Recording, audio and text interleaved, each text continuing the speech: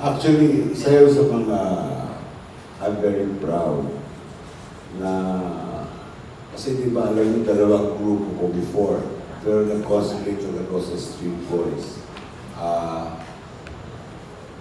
Masaya ako na walang ano sa kanila. Sinayang ang buhay. Walang sinayang ang buhay sa kanila. Parang naging disiplinado, naging hardworking.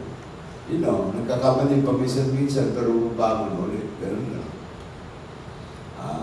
Andun ang determinasyon, seryoso sa buhay, hanap buhay. Parang naiiyak si Direk. Pero alam nyo, sa mga medyo mas bago, no, na hindi naabot yung Street Boys, in fairness to them, yung grupo nila, ang isa sa pinaka ma-PR talaga, even sa press. Si Direk Chito kasi titignan nyo na niya nataray, kala nyo ganyan naniligaw sa cell, di ba?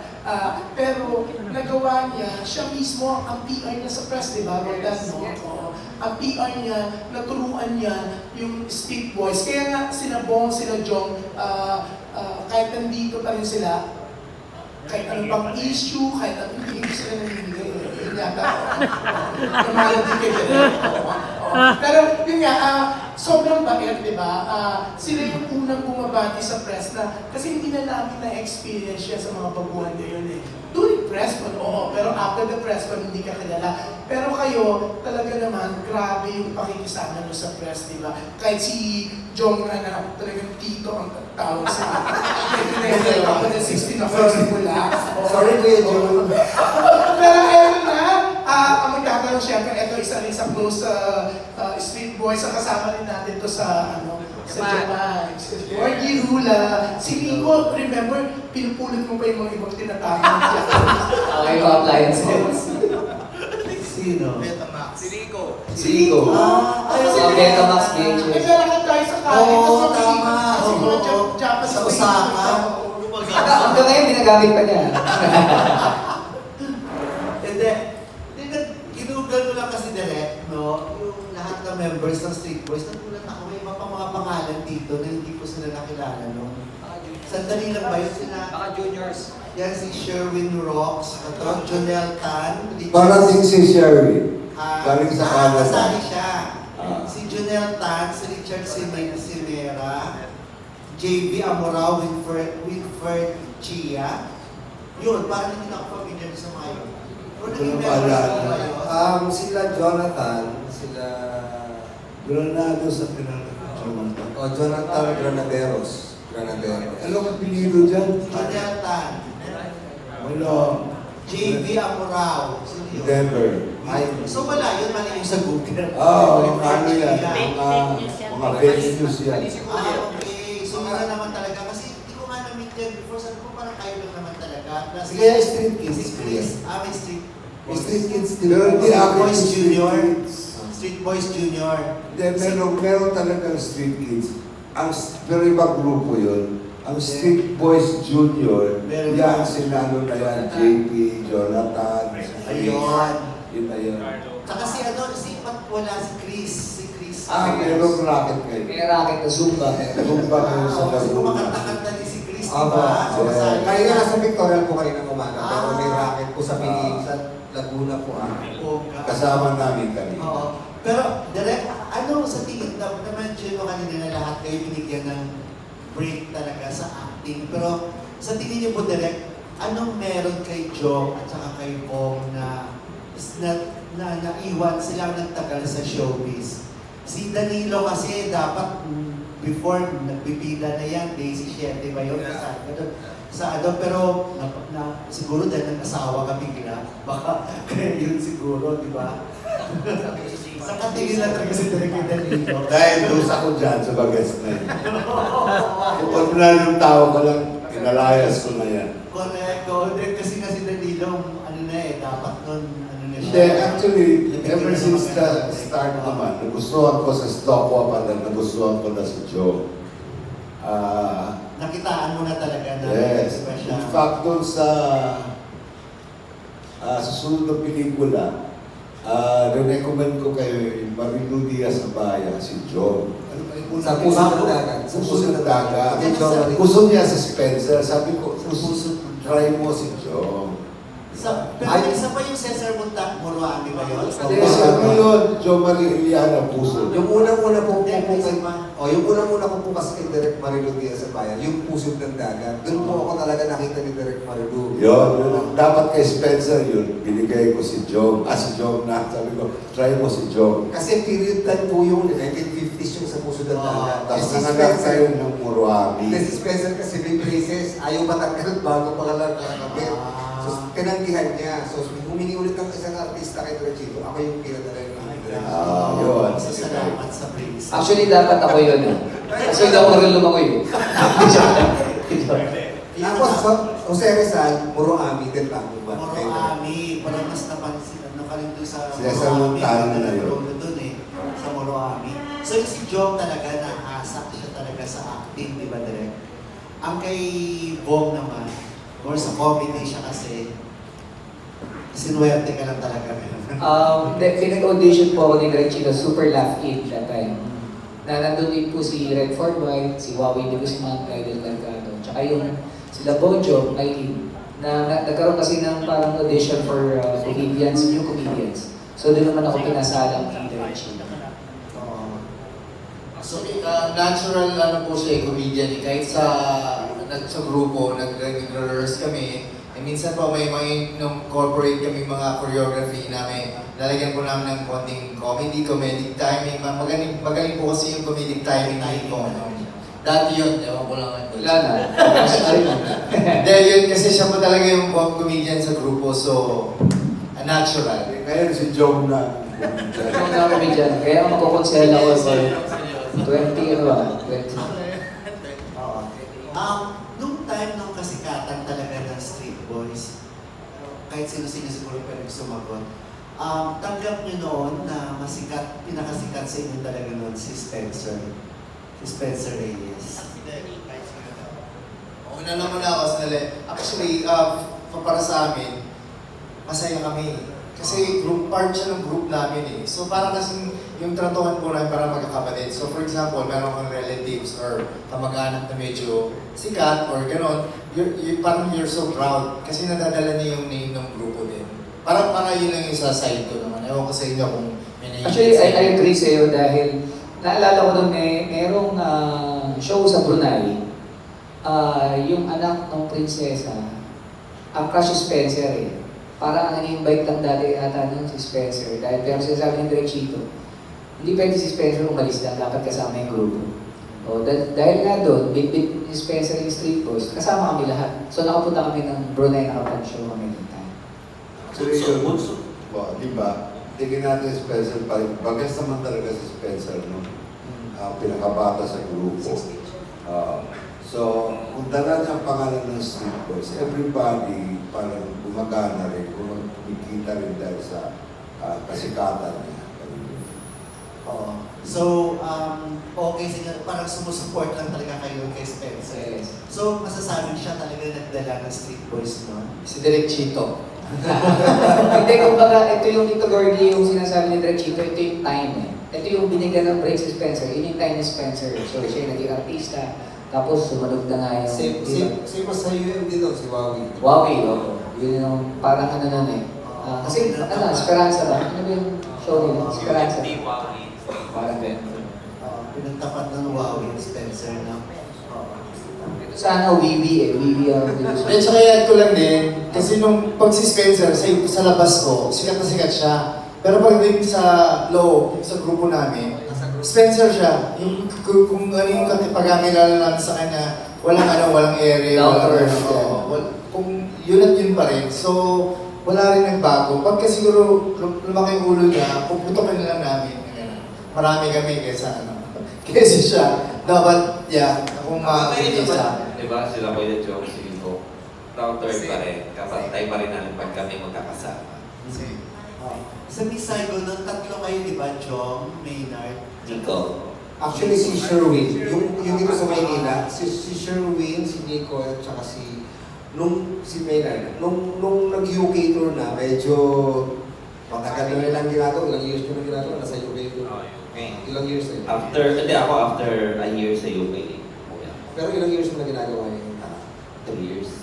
3 years mo na ginagawa yung Ako, 3 years pa lang, tapos yung last year, di ba? Tapos nung kailangan niya nang umuwi, kasi gusto niya nakikita yung lumalaki yung mga anak niya, so nag-resign siya, and ako yung nirefer nung dalawa na pumalit. So nag-audition ako, and then may kasabay yun eh, yung nag-retreat, yung Miramax movie ni Cesar Montana, tsaka Benjamin Bratt. Di lang yung Jong, nalala mo tinanggal ka sa maging sino ka man. Diyos ko. sakit ng ulo. Kaya tagal kami hinintay kay Bea tsaka kay John Lloyd. John Lloyd. Nag-isa Sa pa isang si Bea. show, karakter si Jong, pinaalam ko na pupunta ng London. Tapos yung Great Train pa. Yung great trade na 3 days na lang lilipat na ako sa Australia para mag-shoot. Kaya lang, tumawag na yung Miss Saigon na kailangan ka na naman na namin. So, mas pinili ko talaga yung Miss Saigon kasi iba yung Miss Saigon talaga. Oo. At ano ang... at saka yung sa Miss Saigon, no, parang may ginawa talagang number para sa inyo, di ba? Yes po. In-inject doon. Hindi ba ang choreography? Dahil sa Yes, na iba na sa inyo, gano'n. Ano ang nagawa ng Miss Saigon sa inyo? Nagdala niya rin hanggang ngayon. Maynard. Yeah, of course, yung experience ko na magkaroon ng chance na makapag-abroad for free, may per diem, free housing. Kasi may ibang lugar po, well, ano na yun, parang freebies na rin po yun. And then also yung makatrabaho namin yung mga iba't ibang lahi in a professional level. Kasi that time po talaga, like sinabi ni Boss, tinry niya akong kumanta, wala talaga. So nag-rap na lang. So pero having said that, sa theater po kasi you have to sing, you have to dance, you have to act. So lahat po yun ginawa. And then yung nakita kami sa audition, kasi sobrang sing nga ng Street Boys noon, we trained together po sa acrobatics. Nung nakita kami nung choreographer, yun lang ang narinig kong sinabi, there's nothing more I can say. So parang di namin alam kung nakuha kami. And then, yun na, doon na po nagsimula, nakasama namin si Miss Leia dito sa Philippines. Malaki po ang naitulong financially. Of course, we earn pounds, pero hindi naman po pwedeng pounds yung in-earn namin, peso yung yung gagastusin namin. So, nagkaroon din po kami ng naging independent din po kami kasi malayo kami sa family. And for me, nag-grow talaga ng malaki para sa sarili ko, and then also yung understanding ng craft ng arts. Theater, no? Sa theater po. Mga nakita ko doon sa Miss Saigon, it was an opportunity for them to be out of the box of the Philippines. Na yung regular entertainment natin. Dahil po sa London, sa UK. So, nag-iiba naman talaga yung mundo. And it's something na you cannot deny that. Kasi it's not only an opportunity, once in a lifetime opportunity, but parang a chance to become somebody else. Diba? Naging close to ba doon si Leia? Ito, si Leia, Dito lang. Opo. Asian tour pa pala. Asian tour. Yung sa akin, si Ima Castro na yun, ang Kim Noy, tsaka si Miriam. Naging close ni Nico. Kasi si Miss Leia pa yun, di ba? Because namin si Miss Leia. Okay. Last na lang. Ano yung mapapanood dito sa reunion concert niyo? Ano yung of course, babalikan yung mga dating klasikan. Ako, sasayaw daw ako. Pero special numbers yung direction. Nasabi ko nga, tinanong mo nga si Direk kanina, magsusurprise pa si Ice kay Spencer. Dapat Kasi may mag-special. concert na si Ice. Hindi pala pwede. Siguro po masasabi namin dito, Gordy, yung 11 po kaming first time atang makukumpletong sasayaw. 11 po kami, kasama si Sherwin, si Spencer, at si Michael, tapos kami po. Kasi hindi po nangyari yun eh. Parang ang nangyayari, pag meron pong hindi na kumpleto, may aalis. Parang gano'n. So ito yung first time talaga. First time na buo talaga Buo sila. talaga. At At di namin saka, alam. first time natin na ibabalik lahat ng mga naging hits ng Street Boys. Yung naging popular hits nila ng mga sayaw, makikita nyo lahat. 90s na eh. And then also, kung hindi po aware yung iba, may page po kami na Street Boys page. And mostly yung mga, of course, yung mga fans na nandun na nag-add sa amin is more na fan of the Street Boys.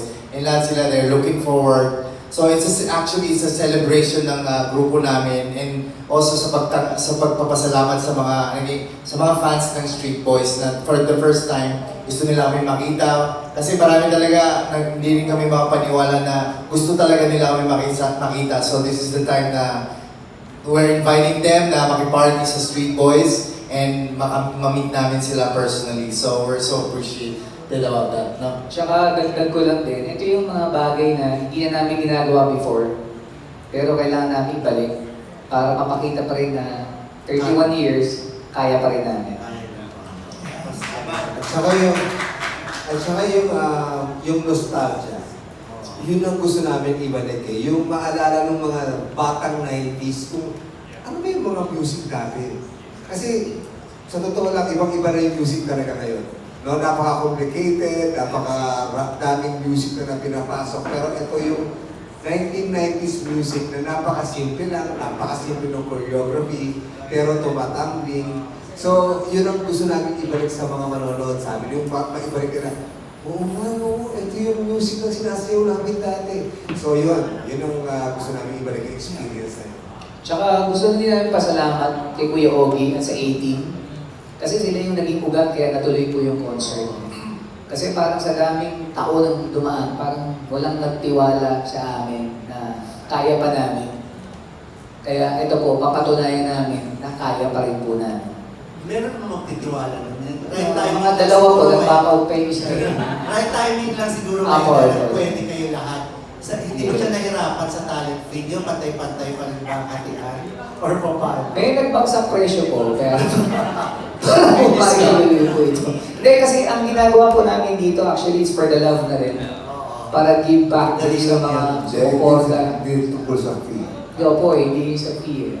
So hindi pinag-usapan ng talent feed. Hindi po. Maliwan yung ibang tao, lilipat pa galing sa ibang bansa. Mag-a-absent sa trabaho Yes, nila. mag-leave. Sila nagbayad nun, kanilang pamasahe. Hindi. Sagot ng Sagot pa rin ng sagot ng 18, opo. Buti naman. Oo, kasama pala yun. Sana magpasample kayo mamaya, pang-post lang namin. Hindi, delikado kasi baka hindi matuloy sa November 8 kung June. Okay. pero, thank you very much Gordy. Huwag ka mag-alala, medyo tipid tong concert na to. Kasi kahit kayo walang bigay, ha? Hindi, pero eto, dati nakakasabay yung mag-afternoon disco to sa Equinox, di ba? Kayo mga Equinox, di ba? Nagka-afternoon disco dito, hindi nyo pa mapapaniwalaan na hindi kayo akala nyo nagbibiro lang ako. Si Ian Parinas siya. Hindi nga, ano mo? Sample. Hindi nga sa Equinox. Sa Jealousy, bago na Hindi, jealousy pa. Yes, Bago yes. naging jealousy, siya ang reyna ng afternoon disco. Grabe na, Jude. Hindi inaabot yun. Uy! Kasi napansin namin ni Sandra yung SB90s. Sino daw ang nakaisip nun? Tsaka, naisip niyo ba na i-guest yung SB19 tapos mag-ano kayo, collab kayo sa Jen? Actually, yes boss. Okay.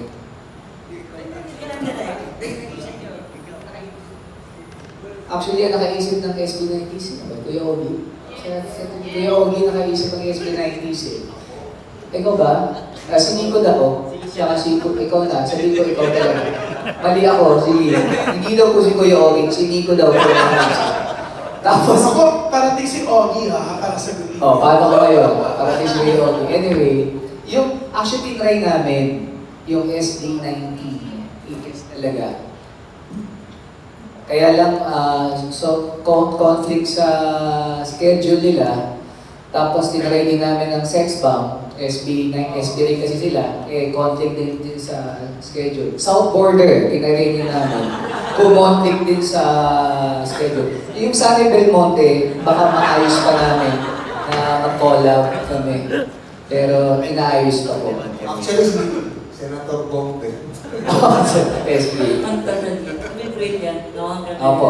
Oo. Ang galing ni John pa rin talaga. Naisip ko kasi sabi niya, sana hindi na lang assist ang ano ko, apelido ko, kahit basis na lang, parang pwede rin ako ginamit. Basis. Nakakainis ka, John.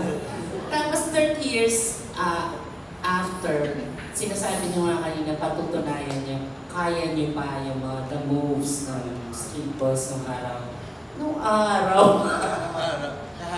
Sabi ni Direk, 30 years old. Ano yung mga struggle and challenges every time that you practice as a group? Sabi kasi ni John kanina, meron ng konting aches and pains here and there, di ba? Thank you. Lately, hindi na masyado. Pero nung una, puro reklamo mga yan. Stretching pa lang, reklamo na. Dami ng ano. Pero ngayon, mukhang okay na sila. Na-stretch na kasi eh. Tagal kasi hindi naka-stretch. Dapat kasi Ikaw, sila ganyan dagdag. Yeah, Dapat kasi sila And nakikita mo talaga sa kanila ngayon, nakikita mo kumakain, diet, tapos may mga nag-exercise, tumatakbo na, nag-treadmill na, nag-exercise na, sila Danilo, sila Nico. So nakikita mo talaga yung pagpupursige para lang may maganda yung ipakita namin sa concert. Yes, marami pa naman pong tumatumbling sa amin. Pero may kasama na pong dasal. Double na po yung mga double. Kaya ilang na rin po walang kaya pa rin. Siyempre po, inaalagaan din po namin yung i-add ko lang katawan namin. And one day lang po yung show natin. Mamaya, mga anak pa. So, iniingatan po natin yung mga tumbling-wise, ano ba natin masabi? Meron pa rin naman po. Pero hindi na po yung death-defying na buhay Huwag ka last naman time. expect ng mga death-defying May mga anak na po kasi kami. Tsaka pag bumabata, nagiging yung mga Dagdag ko lang din. Bumulog eh. Dagdag ko lang. Si Joseph kasi fit. Nag-zumba rin sa Dubai, so lahat. Dagdag ko lang, yung face ng challenges namin, lahat na struggle about the time. Pagka nag-rehearse sila dito sa Pilipinas, kami, mga nasa abroad, ako sa Dubai, si Sherwin sa Canada, yung dalawa nasa UK, yung time differences, hindi kami makakope up sa oras ng rehearsal nila. So nangyayari, nire-record na lang nila para sa amin sa mga nasa team abroad, pinag-aaralan namin at the same time yung mga ginagawa din nila. Ang naging problema lang po, dahil naka-record sa video, yung sayo nila, papakita lang, naka-record lang din po sa video. Ay, hindi naman, no? Live yun kasi. Sige, sorry. Hindi, mirror na lang namin kasi ang hirap din talaga totoo. Yung right nila is 1 hour left. So, mirror namin yung video para right to right, left to left. Pero, mga muscle memory na lang siguro from the steps. Kaya pala pinagawa ni Joey yung video hinaharap niya sa labi. Yes, Yung pala ang Gorgie. Kasi- Kasi nataka ako, Kasi nakaharap bakit sa'yo, hinaharap sa salamin yung camera? Nakapalagay sa salamin. Para baligtad. Kasi nakakalito po kasi pag ni-record nyo ng ganyan, mali pa left to right parang ganyan. Yeah, for instance, like ako, nagsusumba ako. As an instructor, when I'm facing the students, when I'm doing my left, you're doing your right.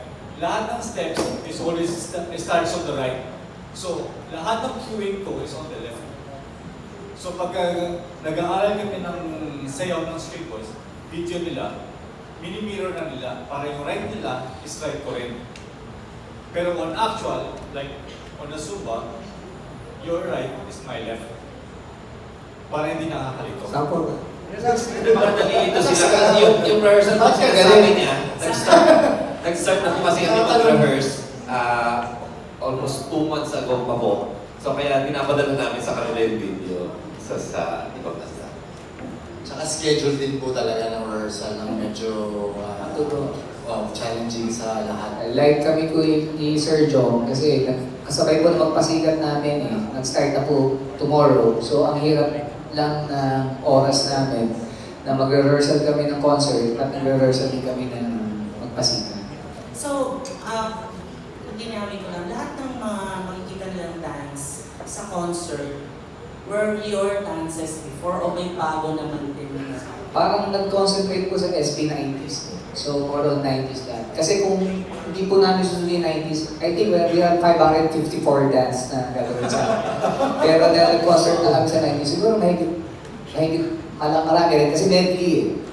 Medley. Gusto talaga namin kasi sa dami po ng naisayaw namin, gusto rin namin maipakita na yung mga talagang sinayaw namin, nakita nila. Yes. Na pag nakita nila, ay oo nga, sayaw nila yan. Ay oo nga, sinasayaw din namin. Gusto yun po ang gusto namin talaga maipakita sa amin. And also gusto din namin magsayaw ang mga audience, hindi lang sila manonood sa amin. Kasi kailangan po namin ng tulong nila. I mean, the energy, we need that energy from the audience. Pero actually, pinag-usapan yun eh. Nagagawa kami ng bagong sayaw talaga. Kaya lang yung time, kasi yung iba, like si Sherwin, dadating October 27 pa. Masyado nang tight dun sa concert. Ano, si Salve may request. O ikaw nang Maya-maya ng 5 minutes siya. Papainumin muna natin sila ng alaksan. Okay. So, eto syempre, isa pa rin sa nakasama natin sa Kyoto, Osaka, Nagoya, syempre, Jojo Gabinete. Pinagtama ka na. Lalo silang attached. Fresh. Maalala nila yung kabataan nila.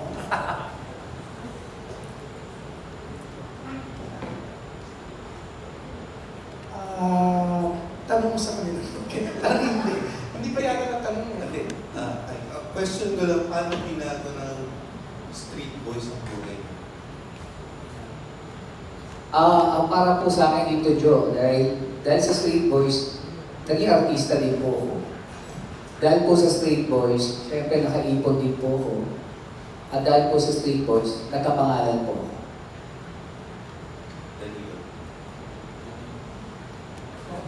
Tulog po, gigising lang natin. Morning! Hello. Dahil sa Street Boys, naging maayos ang buhay ko. Naging family-oriented ako dahil lahat kami mga brothers, di ba? Very tight kami sa isa't isa. So yung family, so yun po. Thank you. Dahil po sa Street Boys, natuto ako mag-lead. Dahil sa Street Boys, nakarating ako ng iba't ibang lugar sa iba't ibang bansa. Dahil sa Street Boys, naging professional ako sa pagdating sa trabaho, and yung work ethics ko is lumevel up. Yes, dahil sa Street Boys po marami po akong experience, marami po akong natutunan about the character. At saka nakapag-travel po ako ng ibang bansa. At saka nakilala po ang pangalan ko. Marami pong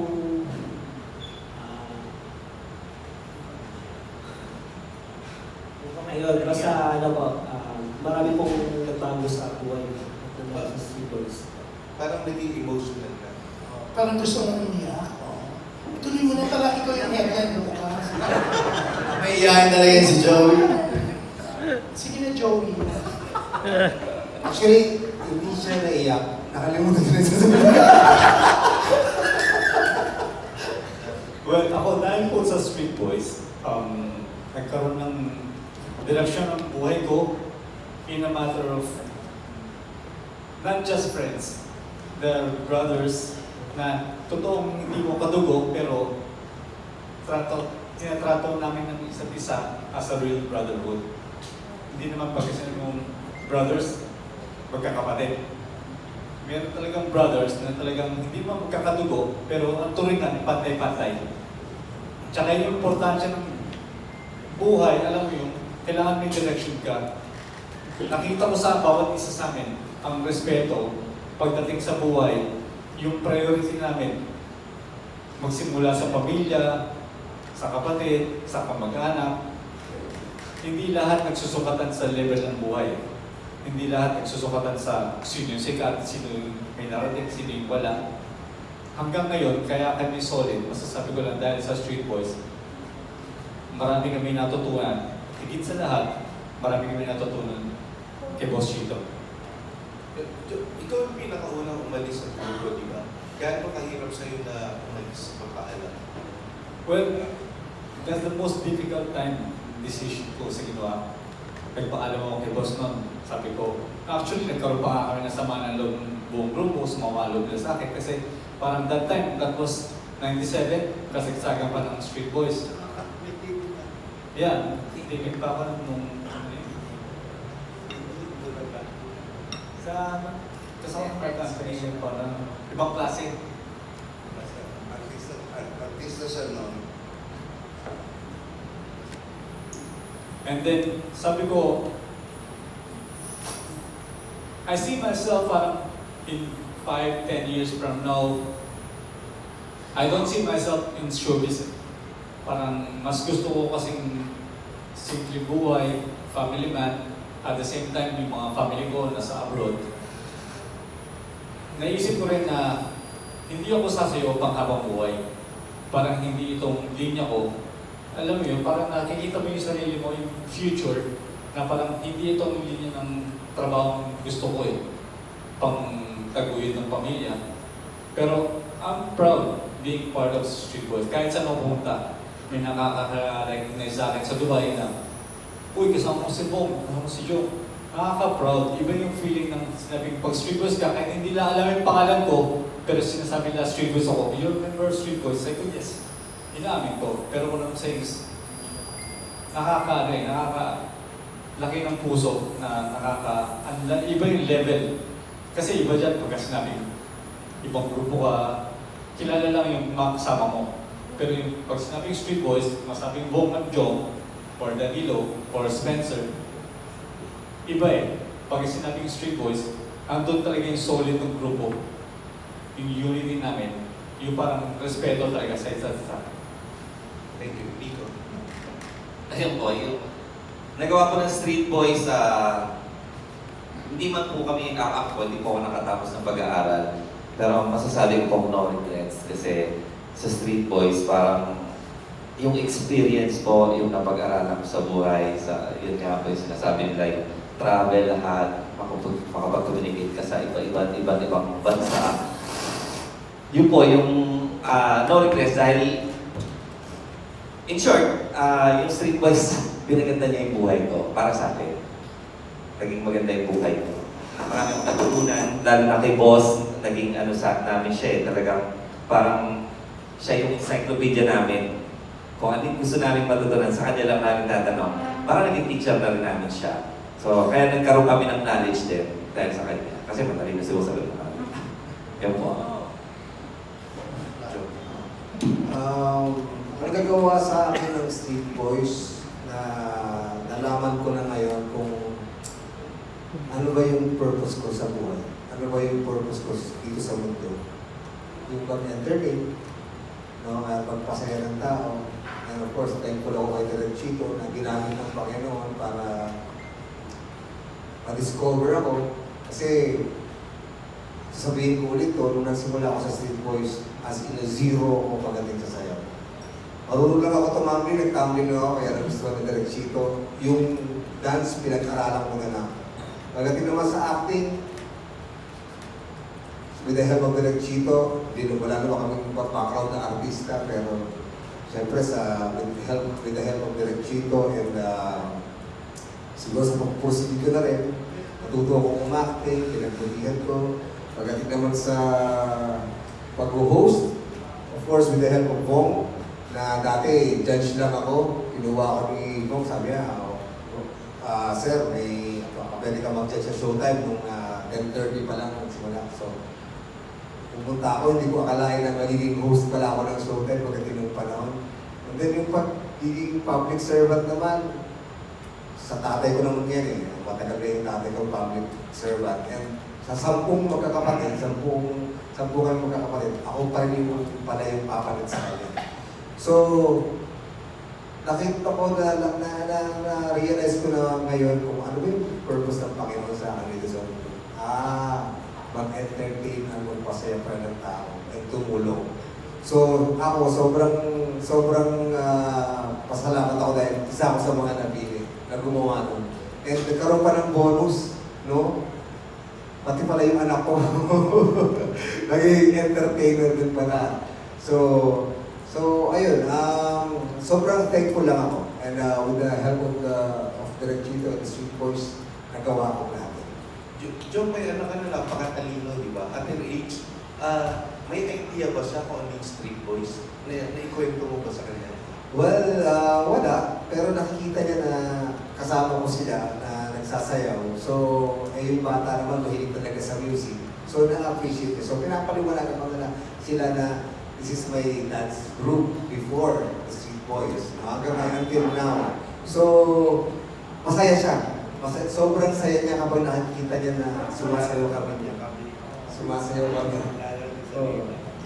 So, kilala ni Sarina kasi lagi kami nagkakaroon ng reunion dinner minsan sa bahay ng Direk Chito. So, kasama yung mga bata. So, kilala niya lahat ng Street Boys. Last question na lang. Sa isang pamilya normal na yung magulang may mga paboritong anak, sa grupo nyo may nararamdaman ba kayong paborito ni Direk Chito?